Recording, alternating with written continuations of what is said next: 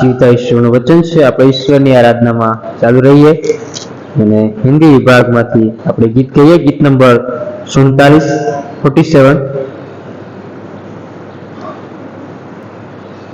ગીત નંબર 47 હિન્દી વિભાગ.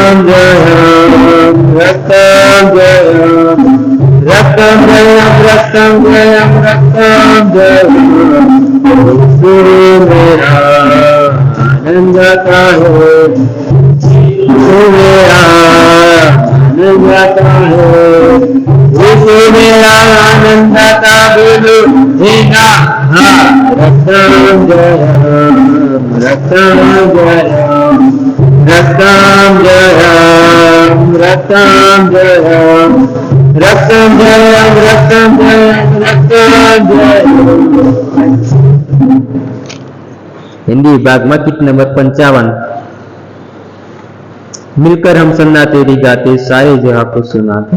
हिंदी विभाग में गीत नंबर 55 मिलकर हम सन्ना तेरी गाते सारे जहां को सुनाते.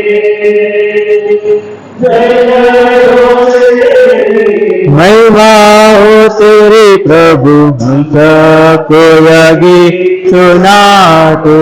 हालेलुया जय जय हो तेरे प्रभु हम सबको सुनाते.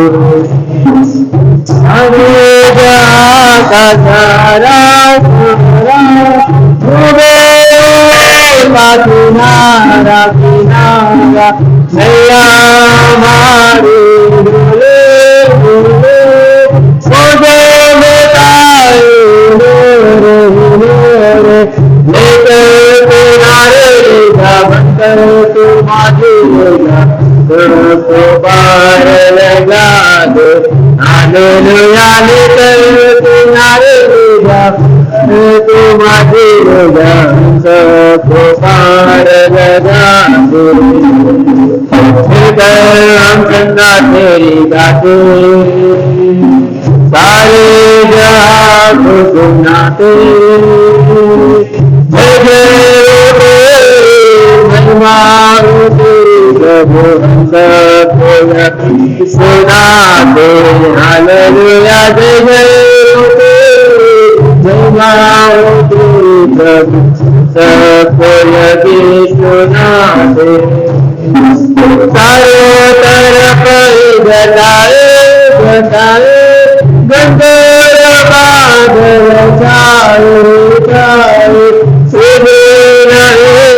किनारा किनारा तू हमारा सहारा सहारा किनारे जा तुम्हारे जा सबको पार लगा दो हालेलुया तुम्हारे जा तुम्हारे जा सबको पार लगा दो चंदा तेरी गाते सारे जहां को सुनाते जय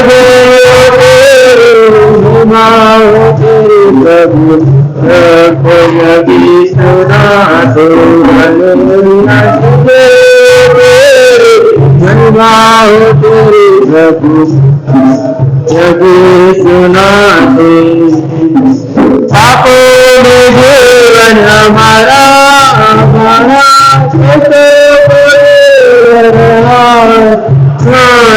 कैसे बचेंगे सारे पापी जीवन हमारा हमारा हमारे हमारा राजा सबको पार लगा दो हालेलुया हमारे हमारा राजा सबको पार लगा दो चंदा तेरी गाते सारे जहां को सुनाते जय प्रभु सबको यदि सुनाते हालेलुया महिमा तेरी प्रभु हम सबको यदि सुनाते। अब આપણે મનની જાહેર ખબર સાંભળીએ ભક્તિ સભામાં જોડાઈએ છીએ ત્યારે પ્રાર્થના વિનંતી આપશો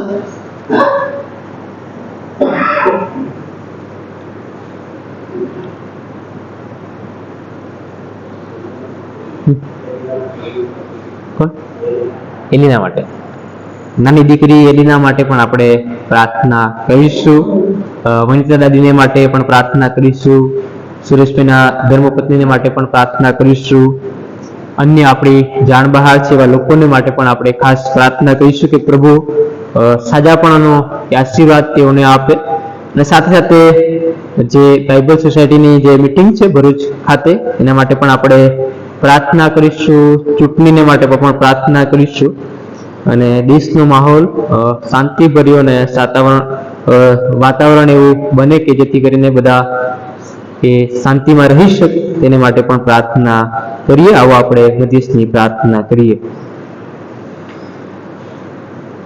અમારી પ્રાર્થનાને સાંભળનાર અને તેનો ઉત્તર આપનાર અમારા એક જ ઈશ્વર આકાશ જેનું રાજ્ય સંચ અને પૃથ્વી જેનું પાયસન છે આકાશ અને આકાશો જેને સમાવી શકતા નથી એવા મહાન ઈશ્વર હોવા છતાં પણ તમે અમારા જેવા નબળા અને તુચ્છ લોકોને પ્રેમ કરો છો અને અમારું સાંભળો છો અને અમારું માનો છો તેને માટે અમે તમારો આભાર માનતા અમારી વિનંતીઓ તમારી પાસે લાવીએ છીએ કારણ કે પ્રભુ મધ્યસ્થ એ પ્રભુ શ્રી ખ્રિસ્ત એ અધિકાર અમને આપ્યો છે અને પ્રભુ શ્રી ખ્રિસ્તના નામમાં જે કે પણ માંગવામાં આવે છે તે મળે છે એવું વચન કહે છે ત્યારે આ સમયે દીકરી એલિનાને માટે વનિતા દાદીને માટે સુરેશભાઈના ધર્મપત્નીને માટે અને જેઓને નાની મોટી શરદી ખાંસીની બીમારી છે તમામ માટે અમે આ સમયે તમારી પાસે મારી વિનંતી લાવીએ છીએ જે ઈશ્વર કે ઈમાનદારોને સ્પર્શ કરે અને સાજાપણું મળે છે. ઈશ્વરના સામર્થ્યમાં અમે આ બાળકો અને લોકોને માટે મારી પ્રાર્થના છે. પિતા, તમે એમને સ્પર્શ કરો, તમારા બોલવાથી, અડકવાથી એ સાજાપણનો અનુભવ તેઓ કરે, અને પ્રભુ આ વાતાવરણમાં તેઓ સારી તંદુરસ્તી પ્રાપ્ત કરી શકે એવી અમારી પ્રાર્થના છે. અમે અંતકરણથી પ્રાર્થના કરીએ છીએ કે વચન કહે છે કે તમે હજુ કશું માંગ્યું નથી, મારા નામે માંગો એટલે તમને મળશે.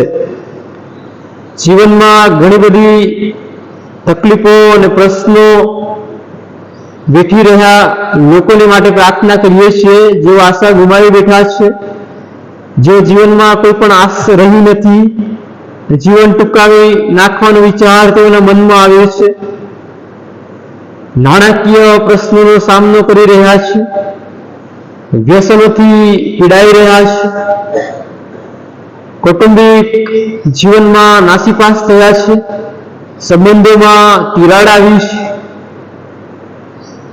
એવા ઘણા બધા લોકો આ જગતમાં જીવે છે. પિતા, અમે પ્રાર્થના કરીએ છીએ કે જે ઈશ્વર અમારો સંબંધ ઈશ્વર સાથે તૂટી ગયો હતો એ સંબંધને પુનઃસ્થાપિત કરવાને માટે આ પૃથ્વી પર આવ્યા ને વધસ્તંભ પર જવગું લાકડું અને જાડું લાકડું દર્શાવે છે કે માણસ અને ઈશ્વરનો સંબંધ ત્યાં પુનઃસ્થાપિત કરવામાં આવ્યો.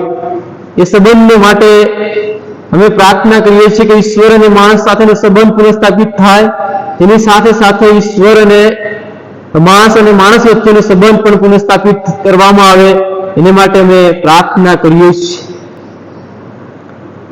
અમારામાં મતભેદ હોઈ શકે પણ પ્રભુ મનભેદ ના હોય તેને માટે અમે પ્રાર્થના કરીએ છીએ.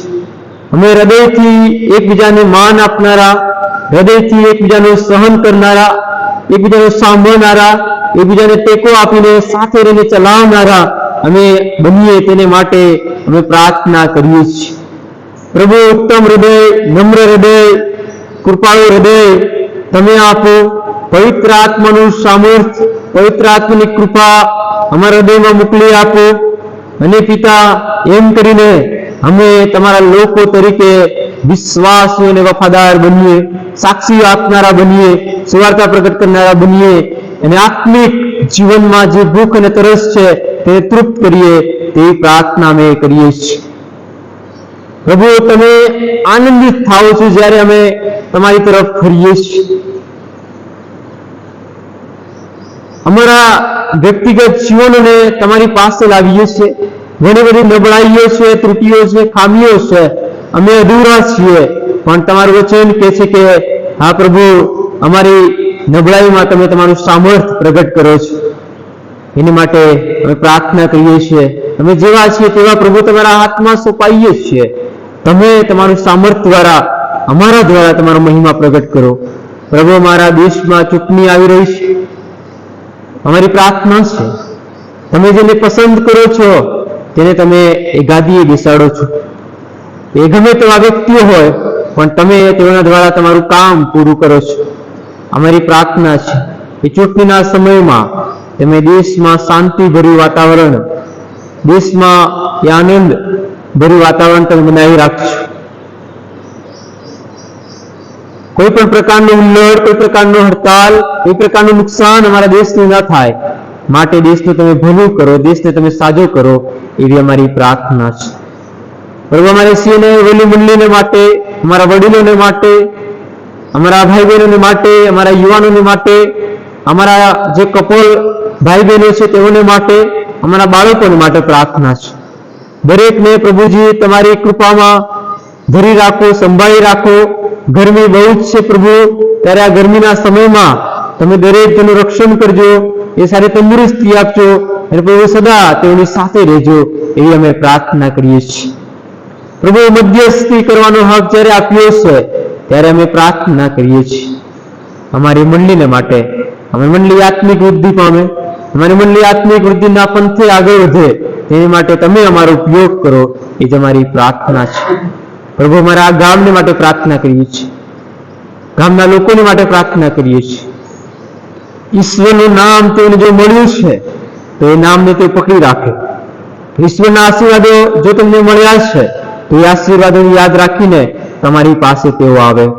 હા પ્રભુ, તેઓને પસ્તાવો કરવાની તક મળી છે તો તે તમારી પાસે પાછા ફરે, એને માટે આ ગામને માટે ખાસ પ્રાર્થના કરીએ છીએ.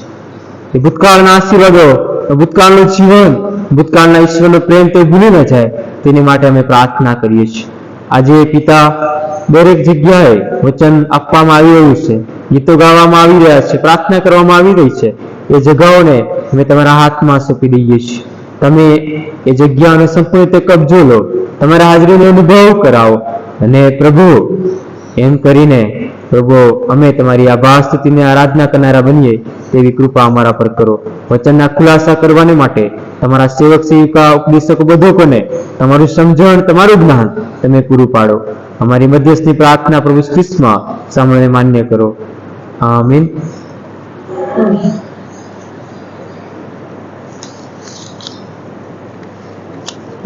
ઈશ્વરના વચનોમાં જઈએ તે પેલા આપણે એક ગીતમાં જોડાઈએ. ગુજરાતી વિભાગમાં પવિત્ર આત્માને લગતું ગીત આપણે ગાઈશું. ગીત નંબર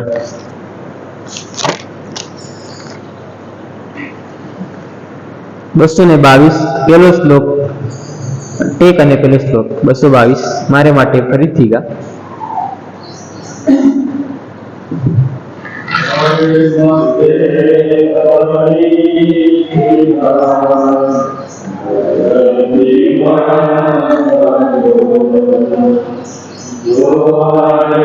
એમની સુંદરતા અજબ જીવન સબુ, જીવન સુંદર સબુ,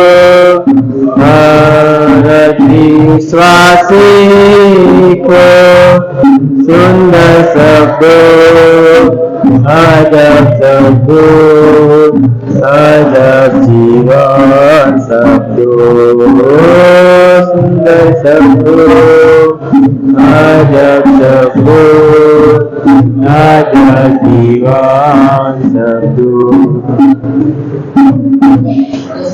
પ્રભુ શ્રી કૃષ્ણના નામમાં ફરી એકવાર આપ સર્વનો આવકાર કરતા પ્રેમી સલામ પાઠવું છું. આપણે જે વાંચન વાંચ્યું, સફાન્યાનું પુસ્તક ખુલ્લું રાખશો, તેનો 3જો અધ્યાય 14 થી 20 કલમ. સફાન્યા 3 14 થી 20 કલમ આપણે વાંચી રહ્યા સાંભળી. આજનો જે વિષય છે કે ઈશ્વર હરખાય છે, ઈશ્વર પ્રસન્ન થાય છે, ઈશ્વર પ્રસન્ન થાય છે. આપણે આપણા બાઇબલમાં ઘણી બધી વખત આપણે વાંચીએ છીએ કે આનંદ કરો, હું તમને કહું છું ફરીથી આનંદ કરો. ગીતશાસ્ત્ર 100 કહે છે કે આનંદથી યહોવાની સેવા કરો, ગાતા ગાતા તેની આગળ આવો. આ છે માણસને, વ્યક્તિને, લોકોને આનંદ કરવાનો ઈશ્વરનું વચન કે છે કે તમે આનંદ કરો. પણ આજે જે વિષય છે તેનો થોડોક સમાનાર્થી છે. અહીંયા એવું છે કે ઈશ્વર ક્યારે આનંદ કરશે, ઈશ્વર ક્યારે હરખાશે, ઈશ્વર ક્યારે પ્રસન્ન થશે, એ વાત આજે હું તમે જોવા માંગીએ છીએ. ઈશ્વર ક્યારે પ્રસન્ન થશે. સફાનિયાના પુસ્તકની વાત કરીએ તો તમે કદાચ વાંચશો છો કે નહીં ખબર નહીં, કારણ કે સફાનિયાનું પુસ્તક કીધું ત્યારે ઘણા બધા કહેતા હતા. સફાનિયાના નામનો અર્થ એ થાય છે કે સફાનિયાના નામનો અર્થ થાય છે કે યહોવા સંતાડે છે, યહોવા સંતાડે છે એટલે કે રક્ષણ કરે છે. સફાનિયા જે પ્રબોધક છે એનો નામનો અર્થ છે કે યહોવા સંતાડે છે, યહોવા રક્ષણ કરે છે. આ સફાનિયા પુસ્તકનો જે મેન વિષય છે તે એ છે કે તે અંધકારની વિરુદ્ધ અજવાળું અને અજવાળની વિરુદ્ધ અંધારાને મૂકવાનું પસંદ કરે છે, મૂકવાનું પસંદ કરે છે. તેનો બેઝિક, તેનો હેતુ આપણે જાણીએ છીએ કે દરેક પ્રબોધકોનો જે વિષય હતો, વિષય વસ્તુ હતું, તેમને કોઈક સંદેશો લઈને એ પ્રજા પાસે મોકલવામાં આવતા હતા. અને સફાનિયાનો જે મહત્વની જે બાબત હતી, જે હાઈલાઇટ કરેલી બાબત હતી, તે હતી કે તે અંધકારની વિરુદ્ધ અજવાળું અને અજવાળની વિરુદ્ધ અંધારાને મૂકવાનું પસંદ કરે છે અને કહે છે કે પ્રભુના દિવસનું અતિ ખીલ ચિત્ર રજૂ કરે છે. પ્રભુના દિવસ એટલે કે ખ્રિસ્તના બીજા પુનરાગમનના જે ચિત્ર છે, આખું તમે પહેલો 1 અધ્યાયથી 3 અધ્યાય વાંચશો કે પ્રભુનો દિવસ કેવો આવશે, ભયંકર આવશે, કોપ ભરેલો આવશે અને ક્રોધથી ભરેલો આવશે, એવું ખિન્ન. પ્રતિક્રિયામાં તમે વાંચશો તો પ્રભુના દિવસ વિશે કહેવાય છે કે આવું આવું બનશે. સારી બાબતો પણ લખવામાં આવી છે, પણ સફાનિયા તો ભયંકર દિવસની વાત કરે છે કે તે દિવસે અગ્નિ પડશે, તે દિવસે એ અલગ અલગ પ્રકારના જે મૃત્યુઓ છે, જે પ્રકારના નુકસાનકારક બાબતો છે, તેની વાત એ સફાનિયા કરે છે કે એ ચિત્ર રજૂ કરે છે. એવું ચિત્ર આપણી આગળ વાંચતા રજૂ થાય છે કે પ્રભુનો દિવસ એ બહુ જ કોપ ભરેલો અને ભયંકર હશે, એવું ચિત્ર રજૂ તે કરે છે. સફાનિયા 3 અધ્યાય અને 14 અને 20 કલમ આપણે વાંચી, તેમાં એવા પ્રજાઓને કહે છે કે 1 થી 3 અધ્યાય અને તેની 13 કલમ સુધી તો બહુ ડરાવની અને ભયાવહ બીક આપનારી વાત કરવામાં આવી છે. 3 અધ્યાયની પહેલી કલમ વાંચો તો લખી છે, હે બંડકોર તથા ભ્રષ્ટ થયેલી જીવની નગરીને અફસોસ. બહુ જ કડક શબ્દ વાપરવામાં આવે છે. હે એ બંડખોર તથા ભ્રષ્ટ થયેલી જીવની નગરીને અફસોસ, મારું કહ્યું તેને માન્યું નહીં, તેને શિખામણ માણી નહીં, તેને યહોવા પર વિશ્વાસ રાખ્યો નહીં, પોતાના દેવની પાસે આવી નહીં. અને કે છે તેની અંદર તેના સરદારો ગર્જના કરતા સિંહો જેવા છે, તેના ન્યાયાધીશો સાંજે ફરતા વરુઓ જેવા છે, તેઓ આવતીકાલ માટે કઈ પડી મૂકતા નથી. 2 અધ્યાયની પહેલી કલમમાં કહે છે, હે બેશરમ પ્રજા.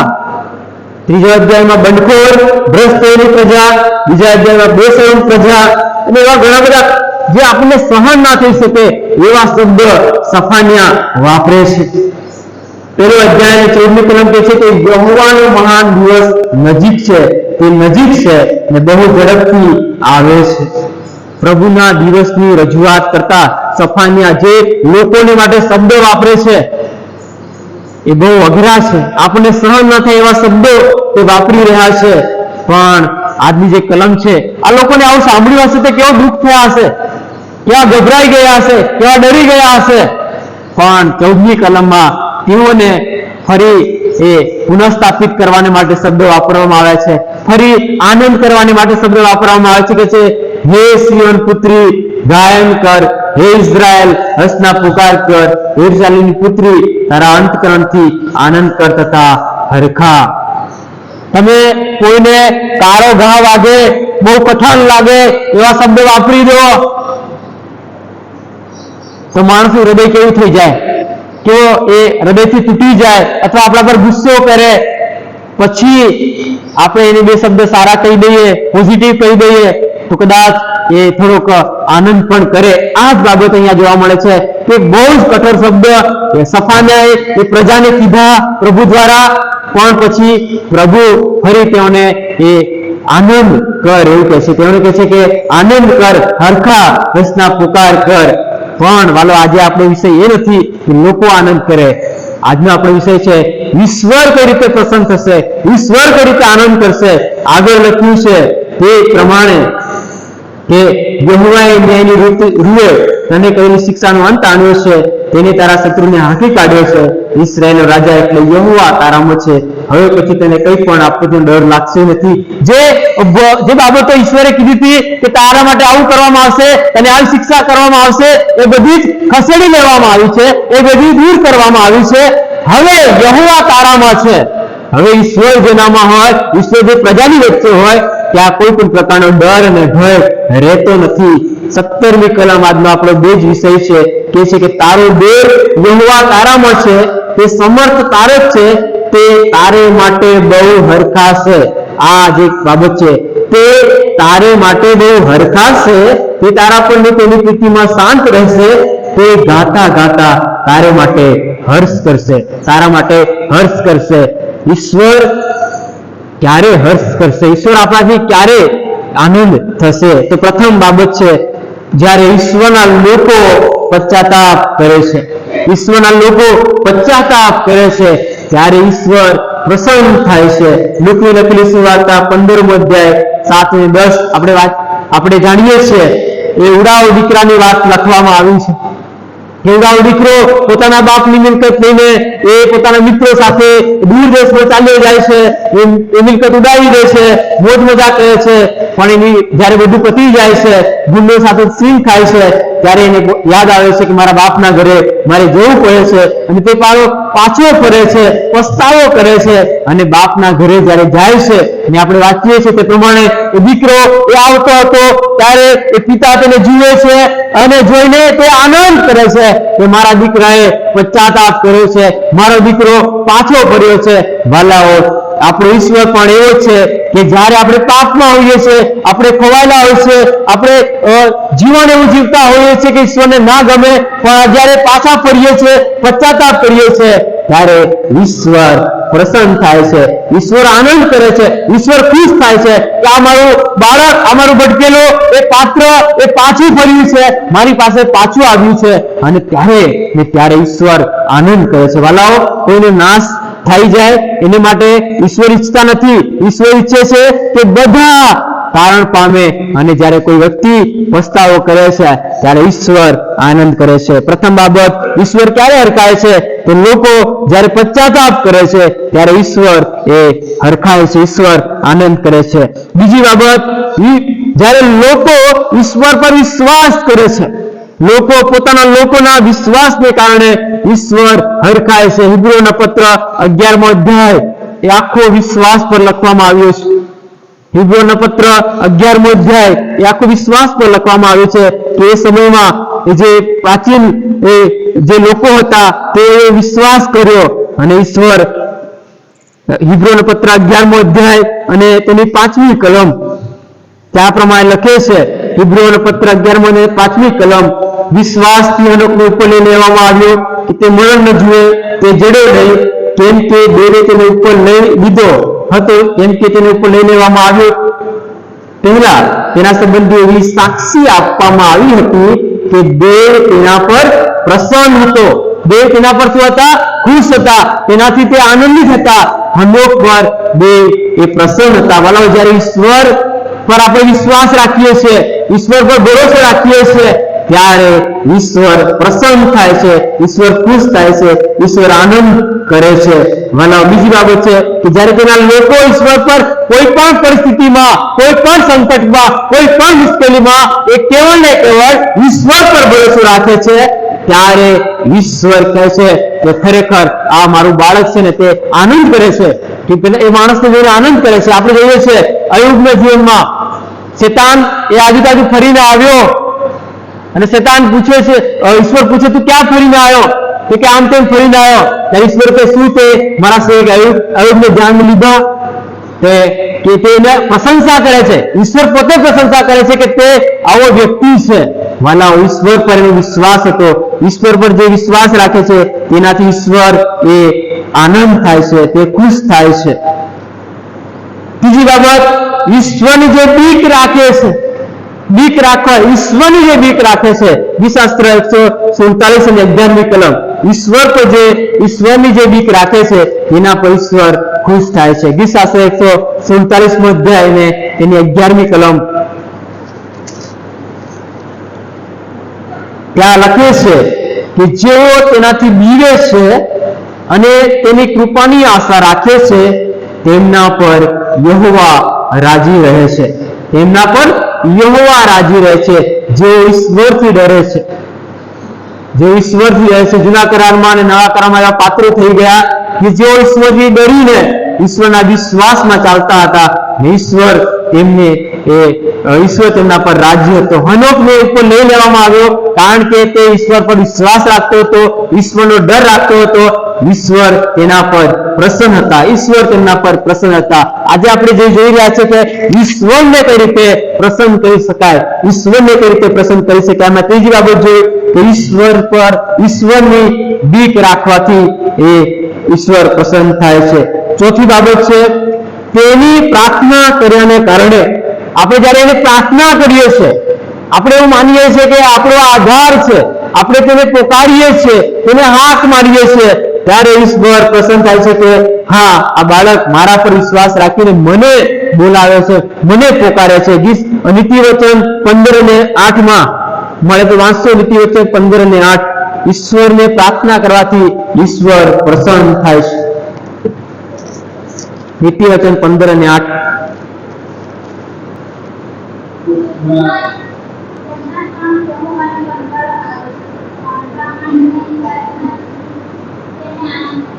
પણ પ્રામાણિકની પ્રાર્થનાથી તેને આનંદ થાય છે.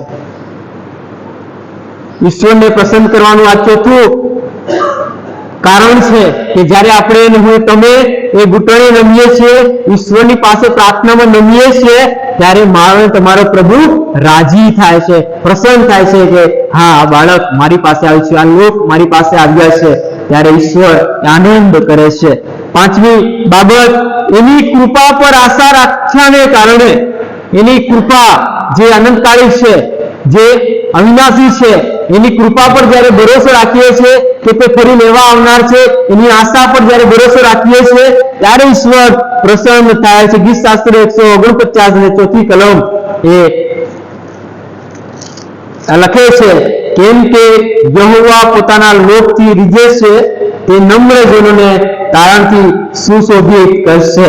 યહોવા પોતાના લોકોથી રીઝે છે, આનંદ કરે છે. ઈશ્વર પોતાના લોકના એ જે કૃપા છે, જે પ્રભુ ઈસુ ખ્રિસ્ત દ્વારા મારા અને તમારા પર કરવામાં આવી છે, એ કૃપામાં એ જ્યારે આપણે વિશ્વાસ રાખીએ છીએ, ત્યારે મારો અને તમારો ઈશ્વર એ રાજી થાય છે. માણસોને રાજી કરવાના આપણી પાસે બધા જ પ્રયત્નો હોઈ શકે. આપણે બધા જ પ્રયત્ન કરતા હોઈએ છીએ. વિવિધ પ્રયત્નો દ્વારા માણસ, અધિકારી, રાજા કઈ રીતે ખુશ થાય એ બધું આપણે જાણીએ છીએ. પણ ઈશ્વર કઈ રીતે રાજી થાય છે એ બાબતો યાદ રાખવાની છે, નોંધ લેવાની છે. એમાં છે કે જે 5 બાબતો જોઈએ, એની 6ઠી બાબત છે એ આપણી નમ્રતા ના લીધે, આપણા હૃદયમાં નમ્રતા છે, એ નમ્ર જીવનના લીધે, નમ્ર હૃદયના લીધે ઈશ્વર પ્રસન્ન થાય છે. હું કઈ જ નથી એવું જયારે અભિમાન આપણે રાખતા નથી, એવો અહંકાર આપણે રાખતા નથી, એવો ઘમંડ આપણે જયારે રાખતા નથી, ત્યારે ઈશ્વર આપણા પર રાજી થાય છે. કારણ કે ઈશ્વર સિવાય એ કોઈ સર્વસ્વ હોઈ શકે નહીં. ત્યારે ઈશ્વર એ આપણા પર રાજી થાય છે. અને જે માન અને સન્માન ઈશ્વરને ઘટે છે, ઈશ્વરને મળે છે, એ આપણે તેને આપીએ છીએ, ત્યારે ઈશ્વર રાજી થાય છે. અને છેલ્લી બાબત એ છે, 7મી, કે સીધી રીતે વર્તવાને કારણે તેનો કારણ 19મો અધ્યાય 17મી કલમમાં એ પાત્ર વિશે લખવામાં આવ્યું છે કે તે ઈશ્વર પ્રત્યે સીધી રીતે, સાદગી રીતે, વિશ્વાસી રીતે એ ઈશ્વરની સાથે જ્યારે જીવન જીવે છે, ત્યારે ઈશ્વર એ રાજી થાય છે. હવે આપણે જોયું કે ઈશ્વર કઈ રીતે રાજી થાય છે. આપણે 7 બાબતો જે ઈશ્વર કઈ રીતે રાજી થાય છે. વાલા, કોઈ વ્યક્તિ, કોઈ અધિકારી જ્યારે ખુશ થાય, આપણાથી ખુશ થાય, તો તેનો બદલો પણ તે આપે છે, તેનું ઇનામ પણ તે આપે છે. અને મારો તમારો જ્યારે પ્રભુ રાજી થાય છે, ત્યારે તેનું પરિણામ અને તેનો બદલો પણ તે આપે છે. અને જ્યારે ઈશ્વર આનંદિત થાય છે, ત્યારે તમારી પુષ્કળતામાં તે વધારો કરે છે. તમારી પુષ્કળતામાં એટલે તમારા જે ઘર-બાર છે, જે નોકરી ધંધા છે, તેમાં તે વધારો કરે છે, આશીર્વાદિત કરે છે. પુનર્નિર્માણ પુસ્તક 30મો અધ્યાય અને 9મી કલમ. ઈશ્વર જ્યારે રાજી થાય છે, ત્યારે એ તમારી પુષ્કળતામાં વધારો કરે છે. પુનર્નિયમ 30 અને 9.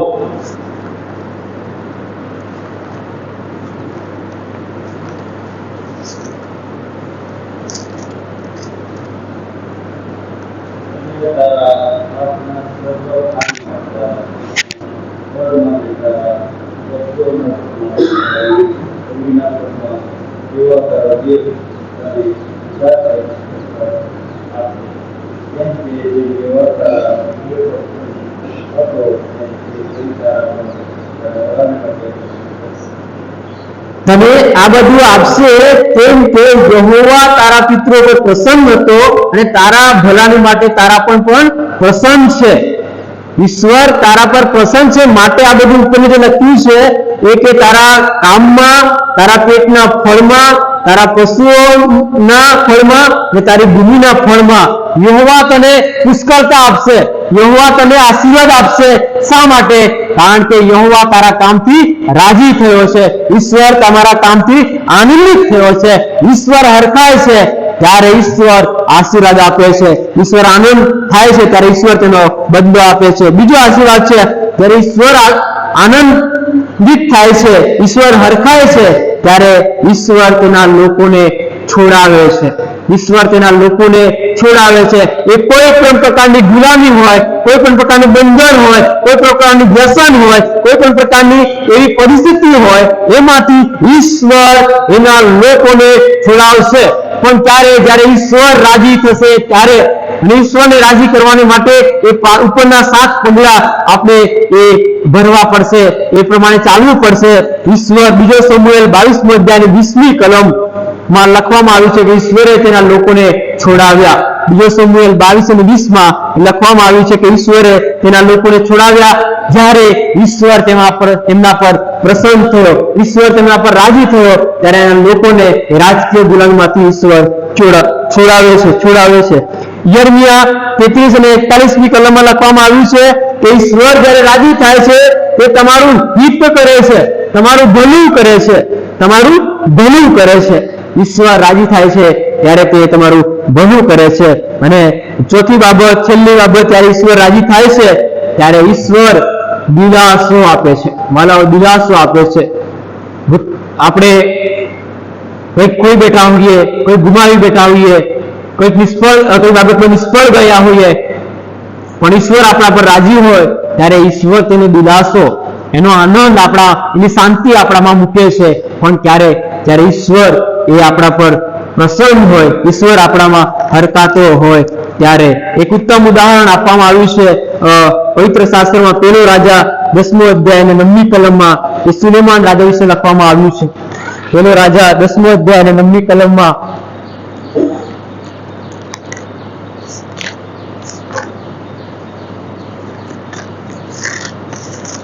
પેલો રાજા 10મો અધ્યાય 9મી કલમ.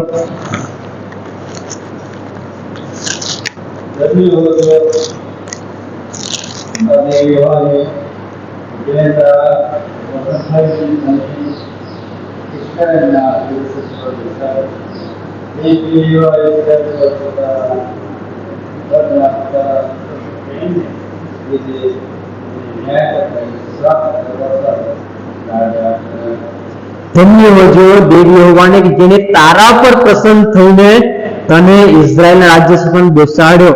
આ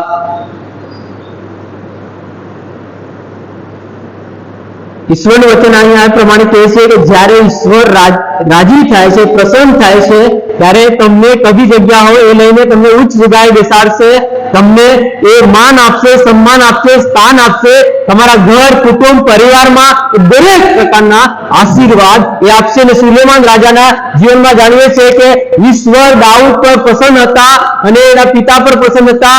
એ જ પ્રસન્નતા એ સુલેમાન પર દાખવી અને સુલેમાનના સમયમાં એવું કહેવાય છે કે શાંતિનો સમય હતો.